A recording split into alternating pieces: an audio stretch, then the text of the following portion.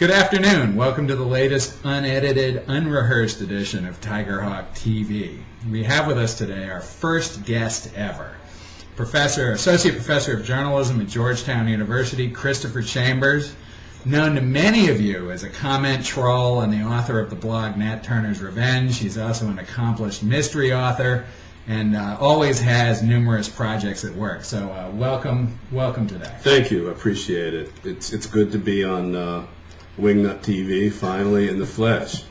Chris and I go way back.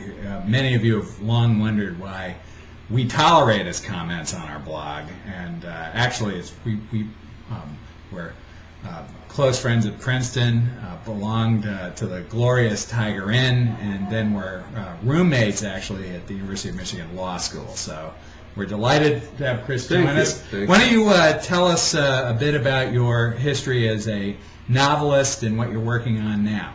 Well, it's amazing how things go full circle. I mean, when I started to write was around 1998, 99. And I was working in the Justice Department then during the last Democratic administration when I actually met Eric Holder. And it's amazing how we come full circle. And he, among others, were the people telling me that. Did you by any suggest suggest the pardon? No, I did not. That would have been huge. Right, that would have been a lot of hits there. And but what I did get a feeling from him, and this is a real story. What he told me, he basically said, the election in 2000 is going to be very close. You might want to look at getting a backup job in case Al Gore doesn't win. And he said, I certainly am going to. And that kind of gave me the clue that maybe I should. And I started to write because I was sick of anything having to do with the law at that point.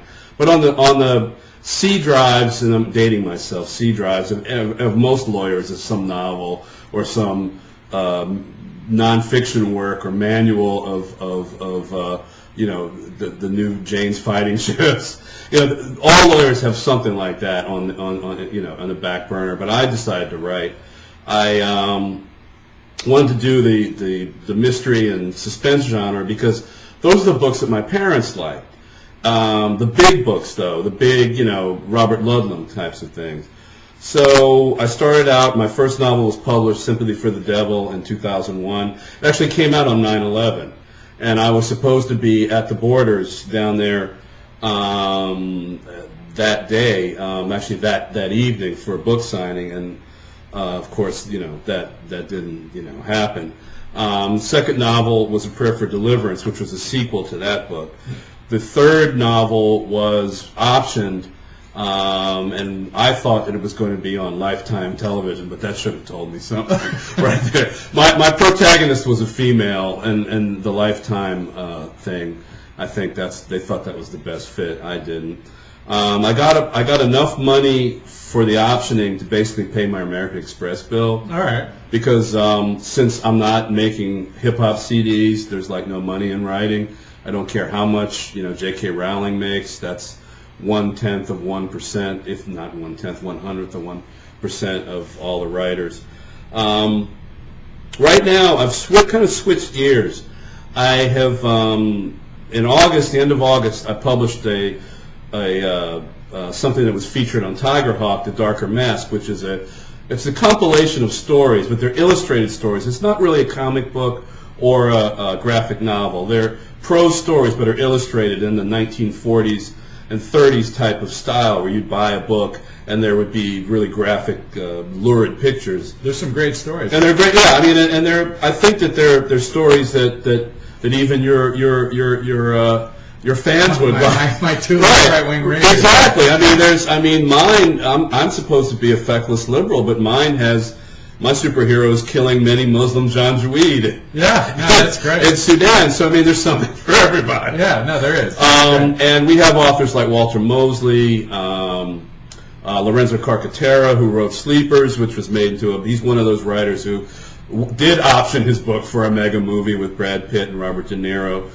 People like that. So we're really proud of that. But kind of an afterthought to that project, I was talking to one of the artists who writes for Marvel.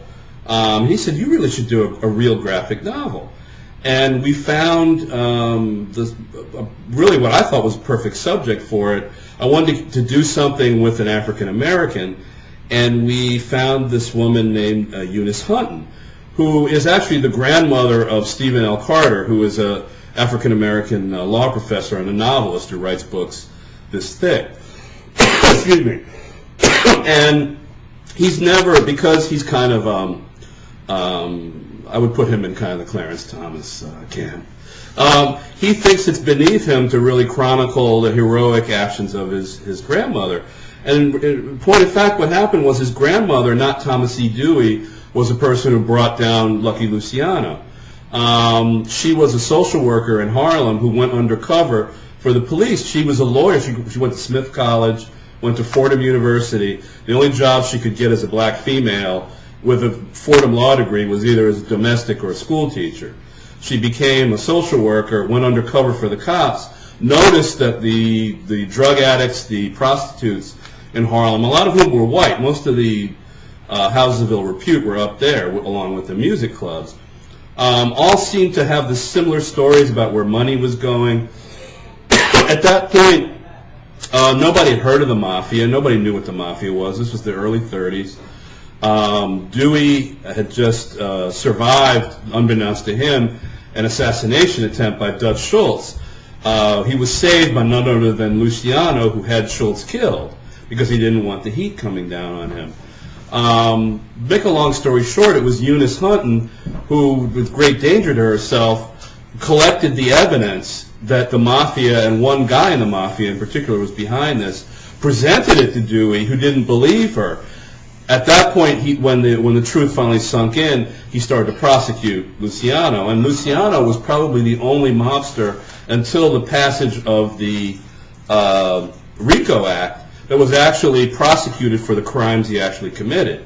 If you notice in the Untouchables movie, Robert De Niro didn't go down. He had to go down for tax evasion. That was Al Capone, actually. Al Capone, right? I forgot. I'm still living in fantasy land. It was Al Capone. It was Al Capone, yeah. Right? Yeah. So the Untouchables was really a lot of that was a lot of shoot 'em up fantasy. Sure. There was a lot of shoot 'em up in this story, but we decided to try to bring that to life. So I pushed that to the front burner. I'm trying to finish that now. That's an arduous task because you're not really sitting in front of a laptop typing. You're doing that, but it's almost like writing a screenplay. You're almost like giving stage direction to the artist who actually has to put it in a panel. That's Mrs. TH in the background. Oh yes. And but my kind of magnum opus, or is it Magnus opus? I don't know. I don't know. I'm